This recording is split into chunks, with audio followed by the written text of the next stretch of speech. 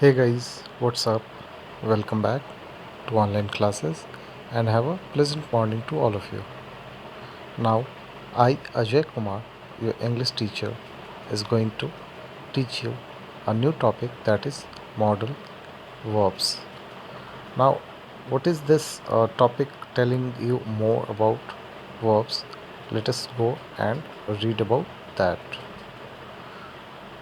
Now, guys, we can see here modal verbs are a group of auxiliary, that is helping verbs that are used to express a range of functions. Modal verb जो एक group of axillary का हिस्सा है जिसको कि हम helping verb भी बोलते हैं और उसका इस्तेमाल जो यहाँ पे है उसका यूज जो है यहाँ पे अ रेंज ऑफ फंक्शंस को बतलाने के लिए किया जा रहा है. नाउ रेंज ऑफ फंक्शंस क्या है उसका वैरायटी क्या है that will depend on the situation. It will be discussed. इसके बारे में हम इसमें बात करेंगे. The chief of which are ability, permission and obligations. Now इन तीन चीज़ों को मुख्य तौर पे मतलब देखा जाएगा जब हम उस मॉडल वर्ब का इस्तेमाल करेंगे तो. Now two important classes of modal verbs are, you can say दो तरीके का इम्पॉर्टेंट जो क्लास है, जो काइंड है मॉडल वर्ब का, वो देखते हैं हम. That is pure modals. Pure modals में कौन कौन सा आता है? Can, could, may, might, shall, should, will, would. Now you can count 2 to 4 to 6 to 8. Now there are others also. Those are called semi models. Now why semi models? You can understand. One second guys. Must and had to is also in pure models. Okay, so now it became 10. We need more 3. There are only 13 models in the grammar. Now you can see here semi models. Why it is called semi models. ये semi model क्यों कहलाता है? कि it is having it have the characteristics of verbs and models. क्योंकि इनका जो nature होता है, कैरेक्टर जो होता है वर्ब का, वो बिल्कुल मॉडल्स के साइड जैसा दिखता है, लाइक वर्ब या उससे मॉडल से मैच करता है. That's why it is also being called semi models. Not complete pure model but semi model. एक तरीके से प्योर मॉडल नहीं है बट सेमी मॉडल है. और वो कौन कौन सा शब्द है? That is dare, need and ought to.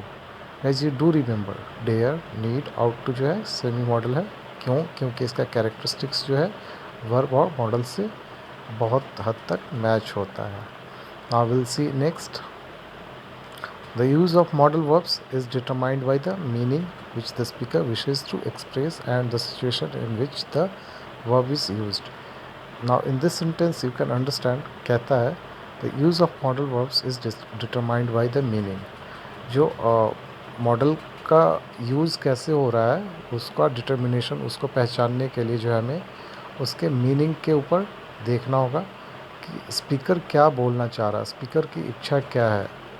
जब उस मॉडल वर्ब का जो है यूज़ किया गया, स्पीकर की इच्छा के हिसाब से उस मॉडल वर्ब का यूज हुआ, तो वो किस उसका मीनिंग क्या निकलता, उसको हम लोग देखेंगे.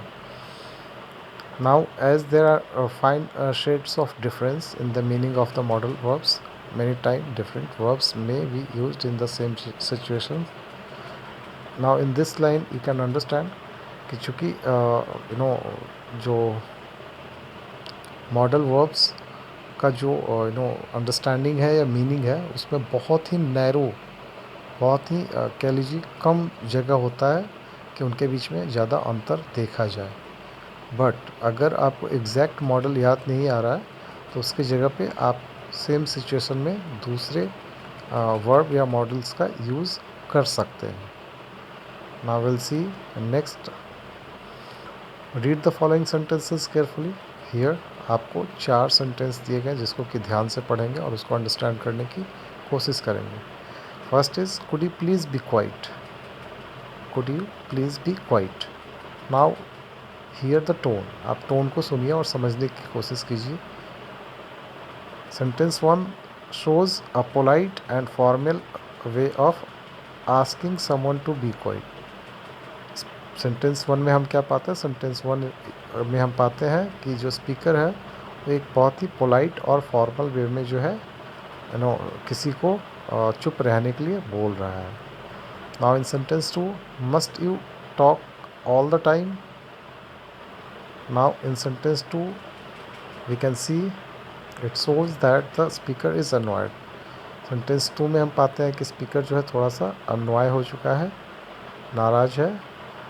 The sentence could be spoken by a person who is in some way superior to the listener. और ये जो सेंटेंस बोला गया है, जिस व्यक्ति को बोला गया है उस व्यक्ति से, बोलने वाला जो व्यक्ति है वो किसी न किसी तरीके से सुनने वाले व्यक्ति से ज़्यादा सुपीरियर है, ज़्यादा प्रभावशाली है.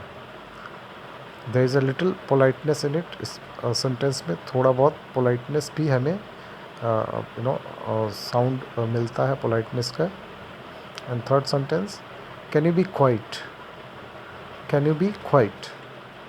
Now sentence three has a sarcastic tone. Sentence three में जो है एक सार्केस्टिक टोन आ रहा है जिसमें कि आप कटाक्ष कर रहे हो और ताने मार रहे हो, थोड़ा चिढ़ के बोल रहे हो. It is as if the speaker were throwing a challenge. और इस टोन को सुन के ऐसा लगता है जैसे कि स्पीकर जो है एक चैलेंज दे रहा है लिसनर को, जिसको बोला जा रहा है उसको, saying that keeping quiet would be an impossible for him और हर. मतलब स्पीकर जो है यह बोलने की कोशिश कर रहा है कि उसके लिए चुप रहना जैसे असंभव हो सकता है. तो इस तरीके का एक चैलेंज जो है स्पीकर जो है लिसनर को दे रहा है.